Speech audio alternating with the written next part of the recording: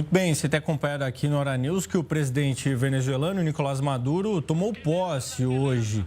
Nesse momento, inclusive, ainda continua esse procedimento, esse processo para ele tomar a posse do terceiro mandato consecutivo. A cerimônia acontece em meio às acusações de fraude nas eleições que nós estamos acompanhando também desde os últimos dias, as últimas semanas. Centenas de agentes de segurança estão fortemente armados e foram mobilizados ao redor da Assembleia Legislativa e de outros poderes públicos no centro de Caracas, capital da Venezuela. Essa medida faz parte de um plano de defesa nacional que hoje pela manhã, inclusive, as autoridades anunciaram que a fronteira com a Colômbia vai ficar fechada até segunda-feira em resposta a supostas informações sobre uma conspiração internacional contra o governo. Isso são palavras de Nicolás Maduro. É importante a gente sempre deixar claro isso. Denúncias de planos para derrubar Maduro são frequentes, sendo a Colômbia e os Estados Unidos geralmente os acusados, e só faz tempo. No poder desde 2013 e apadrinhado pelo falecido Hugo Chávez, Maduro governa com mão de ferro e tem apoio das Forças Armadas do país. Ele nega que tenha fraudado as eleições, mas as atas de votação não foram divulgadas. O documento que comprova os números não foram divulgados. Maduro prometeu um terceiro mandato de paz e recuperação econômica, além da proposta de uma grande reforma na Constituição.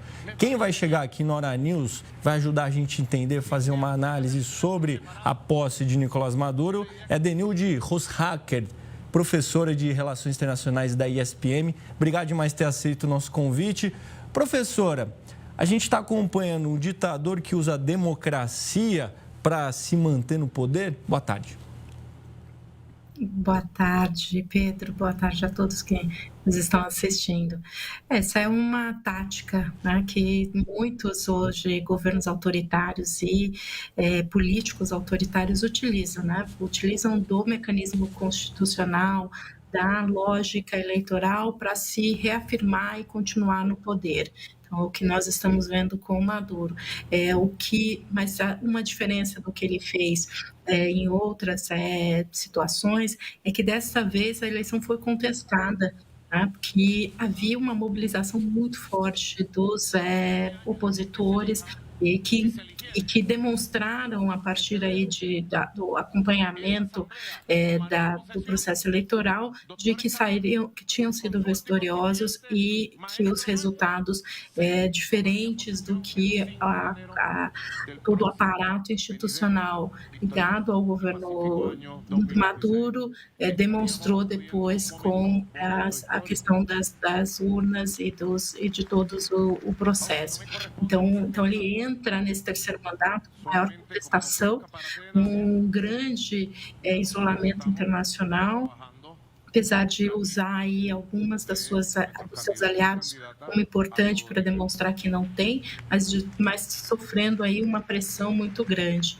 Então mesmo usando os instrumentos institucionais, a gente tem um governo que não só está sob questionamento, mas também que usa todos os mecanismos de controles, a perseguição, de prisões arbitrárias, sequestros, para intimidar os grupos de oposição e aqueles que são contrários à sua permanência no poder. Inclusive, Denilde, ontem teve até uma manifestação, a Maria Corina Machado, principal líder da oposição, chegou a ser presa, Isso só demonstra que há uma repressão muito forte no país, Sim, uma repressão muito forte. Nos últimos dias, Pedro, se percebeu um aumento dessa repressão. Ele mobilizou, como a gente está vendo nas imagens, uma série de militares que foram às ruas, grupos armados, que são milícias armadas, que apoiam Maduro, que também aterrorizam a população. Então, se percebeu uma ampliação dessa força militar e dessa força de segurança para, de fato, coibir os grupos de oposição e com ações como a que a gente viu, sequestros, desaparecimentos, isso. Então, não ele não atinge só a população em si, mas todos aqueles que se mobilizam contrários ao governo. E é assim que o governo consegue também se manter no poder, usando essa força da violência política como um apoio para conseguir silenciar a oposição e os seus opositores. Uma questão muito agressiva, até ser uma oposição lá é pôr a vida em risco, de certo modo, Denilde, porque informações que a gente tem é que realmente é uma repressão a esse ponto.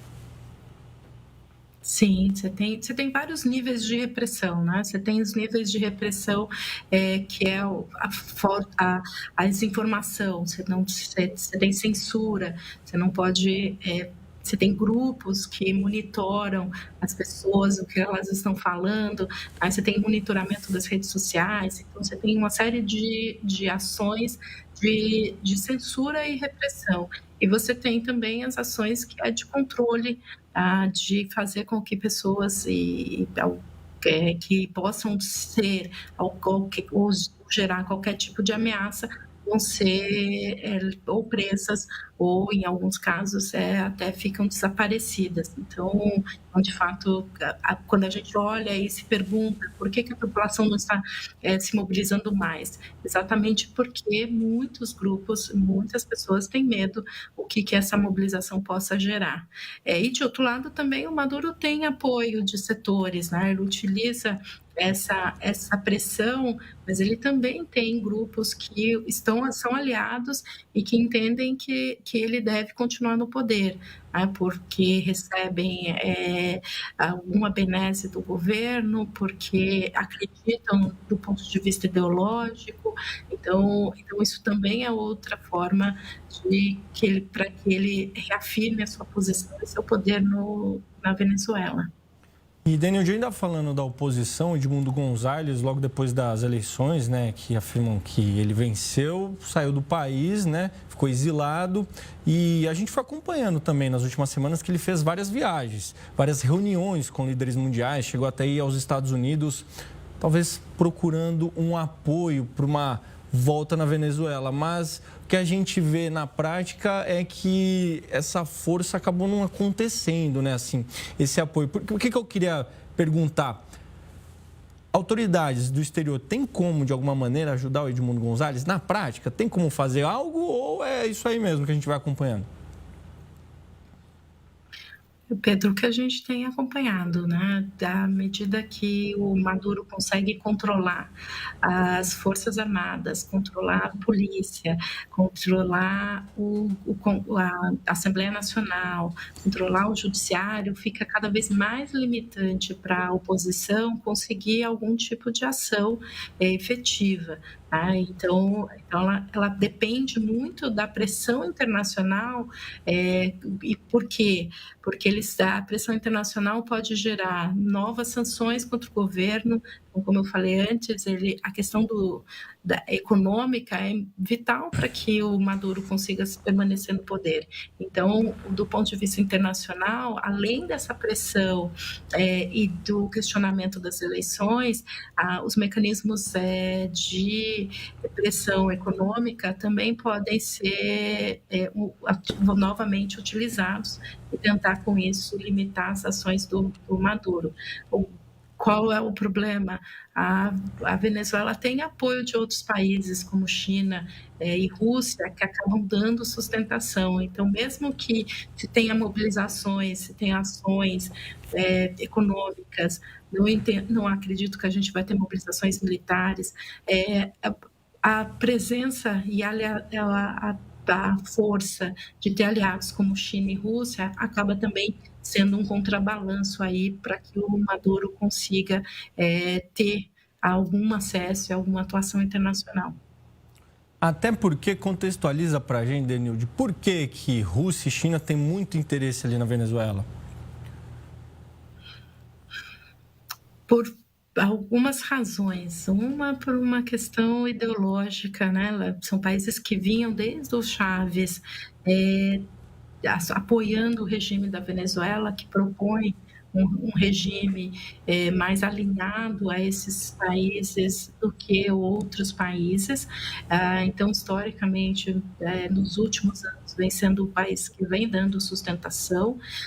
Depois, de uma questão geopolítica, apoiar a Venezuela é se contrapor à política americana, então principalmente para a China e para a Rússia, sempre foi vista como um ponto de inflexão esse apoio, ao mostrar que a Venezuela tem aliados também fortes para se contrapor aos Estados Unidos, e a história, né, da Venezuela, em muitos momentos, os Estados Unidos fizeram intervenções, buscaram mudanças de regime. Então, a Venezuela do Chávez e do Maduro foram buscar aliados que pudessem protegê-la dessa pressão e dessa interferência americana. E, principalmente, acho que a gente sempre tem que lembrar, a Venezuela é um dos países com uma capacidade de petróleo, de exploração de petróleo bastante grande. Então, esses países também se beneficiam de serem aliados e conseguirem acesso a um petróleo no momento em que a gente tem muitos distúrbios internacionais, muita turbulência, e a questão energética é sempre um ponto relevante para todos os países. Sem dúvidas. E, Denilde, qual foi o recado do Brasil nessa posse, né, que enviou a embaixadora e não o vice-presidente ou o próprio presidente Lula? Qual que é o recado que o Brasil quis passar? Acho que o Brasil passou 2 recados, né? Um de que não dá apoio total à Venezuela e ao Maduro. O governo brasileiro tem sido muito cauteloso na ação com relação ao Maduro, mas vem contestando e apoiando toda a lógica de contestação internacional com relação aos resultados e pressionando para que o Maduro mostrasse as atas eleitorais que de fato indicasse a sua vitória. Mas ao enviar um representante, a embaixadora, o governo brasileiro também sinalizou que não quer um isolamento total do Maduro, quer ainda manter algum tipo de canal de comunicação por uma questão estratégica. A gente tem uma fronteira que é bastante relevante, mas também porque o Brasil entende que todos os momentos em que se isolou o Maduro, ele aumentou a violência interna e começou a fazer ameaças contra os seus próprios vizinhos, como a gente viu no caso da Guiânia. Então, o Brasil está tentando aí equilibrar essa situação, mas não deixa de ter uma série de críticas ao governo brasileiro, principalmente porque a Venezuela é sempre um tema muito importante na agenda brasileira e mobiliza muitos opositores ao governo Lula, que já vem criticando essa posição, porque entende que ao enviar uma representante, o governo brasileiro, de certa forma, está legitimando os resultados, mesmo com o apoio à contestação. É isso, Denilde. É um mundo de olho, mas eu fico particularmente assim surpreso em ainda existir ditadores, né? Poxa vida, século XXI, tanta coisa aí que poderia ser, mas enfim, infelizmente acontece, não vamos ser ingênuos, né? É a vida real. Denilde Roushacker, obrigado demais, professor de Relações Internacionais da ESPM. Muito obrigado pela aula, viu, professora? Eu que agradeço. Boa tarde.